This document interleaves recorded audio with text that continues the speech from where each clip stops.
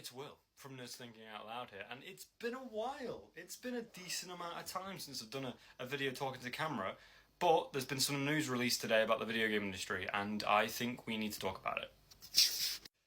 So, today, it was sort of posted on Twitter, all over sort of Twitter or all over social media, that the developers behind the Day Before game have shut down. So not just the game itself, but the entire development team, Fnatic, who were behind the Day Before and a couple other games, have shut down. And it's an interesting one to talk about because the Day Before has been full of controversy, and that development cycle has been an interesting one to follow, especially for a person who only plays on console. It's been one interesting one, and I kind of want to do a small deep dive, not too long. I don't want to make this video too long, but I want to sort of look into it and see what actually happened. Now, I want to quickly point out that, like I said before, I'm a console gamer. I've had a PlayStation that sat right beside me here since I was a young child, and my dad had a PS2. I grew up with Sony products. It was sort of how I went, so I sort of naturally became a console gamer. There was a point in my life where I almost was like, I want to build my own PC. Did that ever come to fruition? No, of course it didn't.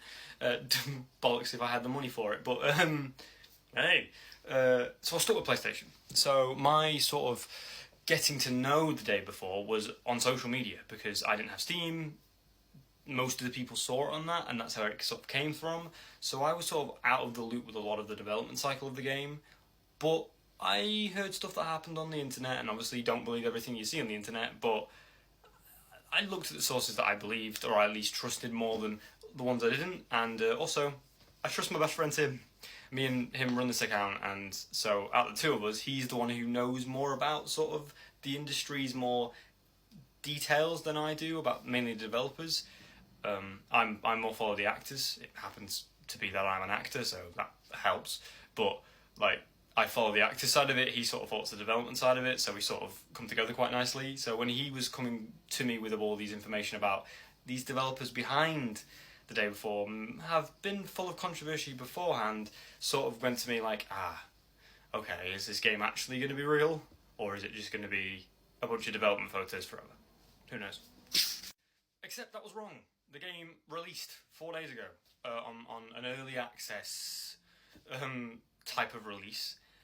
They had this whole map out, or they had this whole map out of like how they were going to sort of slowly release the game. First early access, then full PC release, then console releases early next year, and it seemed like, okay, maybe it is actually real.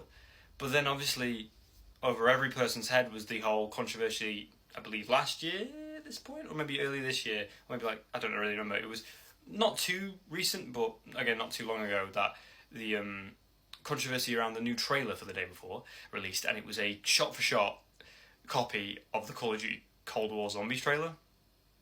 And you go, okay, and that, to be honest, was almost the sort of the straw that broke the camel's back for me. I was like, right, that's happened. Surely this game isn't real. It's just going to be development trailer after development trailer after community post after community post. This game isn't releasing. But it did 4 days ago, and, well, like I've said, it's been announced that it's shutting down. And again, not just that, the whole company's going away. And it sucks when this happens, because living in the gaming industry is a big thing. Like, it's a huge thing for a development team to shut down. I remember when Telltale shut down, and that was the biggest thing for me. I mean, I was a massive fan of their games, and when that happened, it was like, God, it's like a huge puzzle piece that makes the game industry went away. But with these guys, it was a bit like, today when I found out, literally about 30 minutes ago now, I was like, oh, okay. Is that surprising? Not much. It was said, and you can go if you go on any social media, you'll probably see the post, or the people sort of posting about it and stuff, and you'll see in it that it says that the Day Before did not financially meet what they needed. And that's quite obvious, because most people played it for an hour, especially people on Steam, played it for an hour, and because of the whole Steam refund policy, they could refund it after an hour, because when they realised, okay, the game is not good at all. Because this isn't a game that's laughably bad and at least enjoyable in that way. This game is just bad. Which is not incredibly rare, but it's rarer than you'd think in the gaming industry.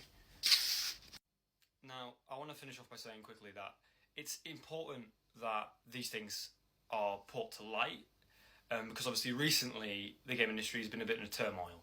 Obviously after the Game Awards last week at this point, there was a lot of controversy around it. Didn't really mention any of the layoffs or any of that, or companies closing down and stuff like that enough, and I agree. But it's important that we realise that developments of games first take a hell of a long time, cost a lot of money, and really involve a lot of patience.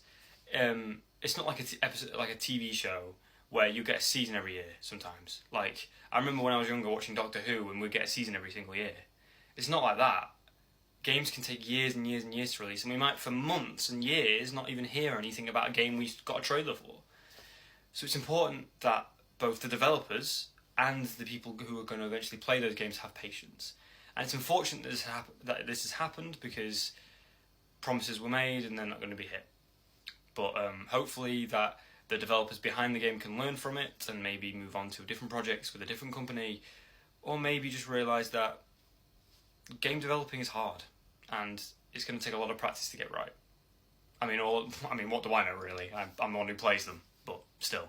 I hope this video sort of explains maybe some people's views on the Day Before's development, and hopefully gives a better view on the game industry and how sometimes it can suck.